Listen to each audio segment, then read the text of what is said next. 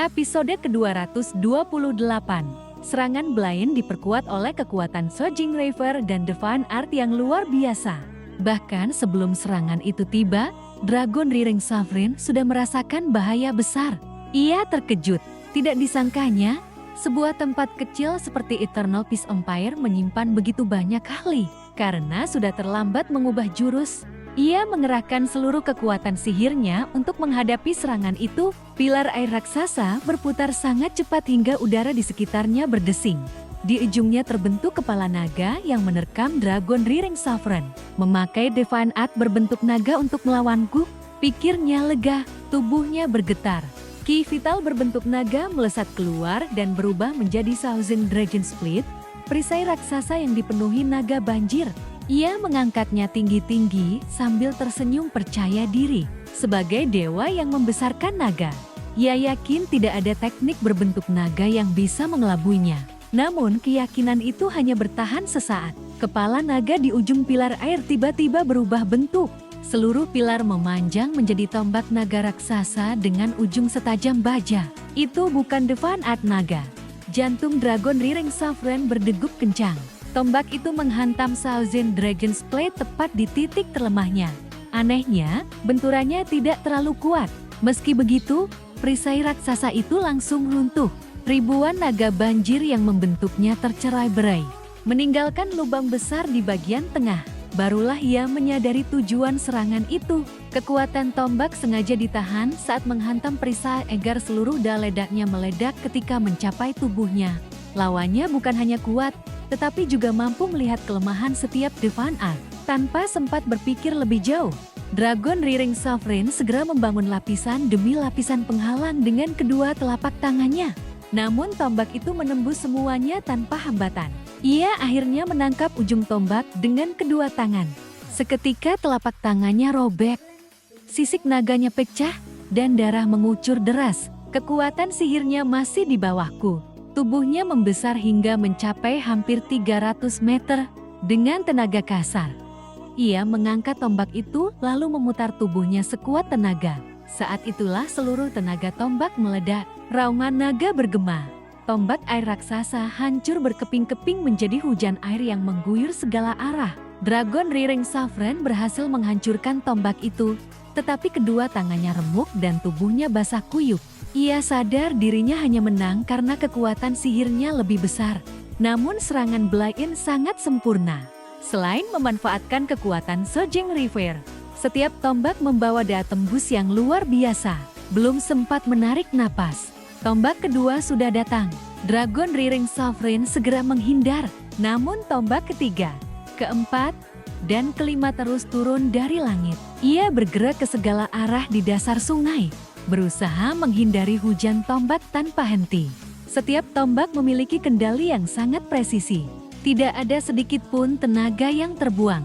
Semuanya menghantam titik-titik penting urat naga Surging Reaver, membuatnya semakin sulit mengendalikan sungai itu.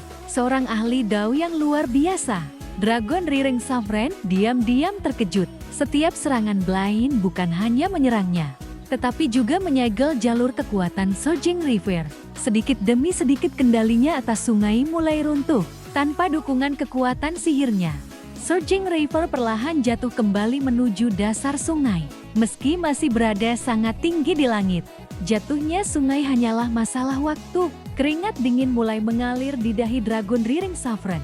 Tombak-tombak Blaine semakin rapat, mempersempit ruang geraknya hingga akhirnya ia terpaksa menghadapi serangan secara langsung. Luka di tubuhnya bertambah banyak. Saat itu, naga-naga banjir yang berada di hulu dan hilir sungai terlalu jauh untuk dipanggil kembali. Raja Naga Banjir Surgawi pun telah lebih dahulu dikirim pergi. Keadaannya semakin buruk. Sebelumnya ia baru saja bertarung sengit melawan Mute. Pertarungan itu telah menguras sebagian besar ki vitalnya. Setelah itu ia memaksa mengubah aliran Surging Reaver, menghabiskan lebih banyak lagi kekuatan sihir. Kini Blaine menyerangnya tepat pada saat terlemah. Di atas permukaan sungai, Blaine berdiri di atas naga air sambil memegang tongkat bambunya. Di belakangnya muncul sosok raksasa dewa kura-kura hitam. Roh primordial miliknya yang hampir mencapai wujud nyata. Sosok itu menyerupai lelaki tua berkulit tempurung kura-kura. Sementara seekor ular bersayap melilit tubuhnya, Kinmu langsung mengenalinya. Itu sangat mirip dengan patung dewa kura-kura hitam di desa. Bedanya hanya wajahnya. Ia bahkan teringat masa kecilnya saat dengan nakal mengencingi keempat patung dewa di desa lansia penyandang cacat, termasuk patung kura-kura hitam itu. Sementara Kinmu mengenang masa lalu. Blaine terus bergerak cepat di atas air. Setiap kali tongkat bambunya mengetuk permukaan sungai, sebuah pilar air raksasa langsung menjulang, sebelum berubah menjadi tombak naga yang melesat ke arah Dragon Rireng. Sovereign, inilah pertama kalinya Kinmu melihat Blaine bertarung dengan seluruh kemampuannya. Dulu, saat Kenfiyu memasuki Great Ruins melalui Surging River, Blaine hanya mengetuk permukaan sungai beberapa kali untuk menakut-nakutinya. Kali ini berbeda. Yah, benar-benar bertarung tanpa menahan diri. Setiap tombak yang ia ciptakan selalu mengarah ke titik paling lemah dari Divine Art lawannya, memaksa Dragon Rireng Sovereign terus bertahan tanpa sempat membalas. Blaine memiliki metode kultivasi unik untuk mengembangkan Nine Heavens Eye Awakening Skill. Ia tidak pernah mengajarkannya kepada Kinmu. Metode kultivasinya mungkin bukan yang terbaik di desa, tetapi teknik mata yang dimilikinya diakui sebagai salah satu yang terkuat di dunia. Mata batinnya mampu melihat kelemahan semua Divine Art, bahkan bila sebuah teknik tampak sempurna, Blaine tetap bisa menemukan celah untuk menghancurkannya. Dalam hal kekuatan sihir, ia sebenarnya tidak sekuat Village Chef, Old Ma, Mute, Butcher, bahkan Granice ketika kekuatan iblis hatinya bangkit. Serangan Divine Art-nya juga tidak sehebat lukisan Duff maupun teknik Village Chef. Namun, hampir tidak ada seorang pun di desa lansia penyandang cacat yang berani mengaku mampu mengalahkannya dengan mudah. Begitu mata batin surgawi miliknya terbuka. Hampir semua Divine Art di dunia memiliki kelemahan. Satu ketukan tongkat sudah cukup untuk menghancurkannya. Tiba-tiba terdengar raungan Dragon Rireng Sovereign dari dasar sungai. Pengecut, apa kau hanya berani menyerang dari jauh? Turunlah dan lawan aku secara langsung. Dasar sungai kini dipenuhi air, lumpur, dan darah dewa. Dragon Rireng Sovereign terus dipaksa bertahan di tengah dasar sungai. Kemanapun ia bergerak, tombak Blaine selalu memaksanya kembali. Darah dewa yang bercampur lumpur bahkan membuat banyak ikan love berubah menjadi naga laut kecil yang ganas. Blaine mendengus dingin. Kau benar-benar mengira aku tidak berani? Tanpa ragu ia langsung melesat turun.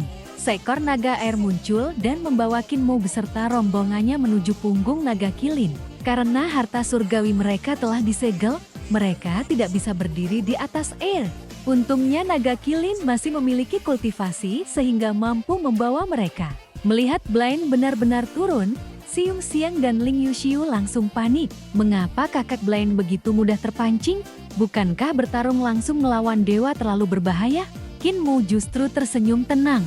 Kalau Dragon Rireng Sovereign tidak mati hari ini, setidaknya dia akan terluka parah. Kedua gadis itu menatapnya.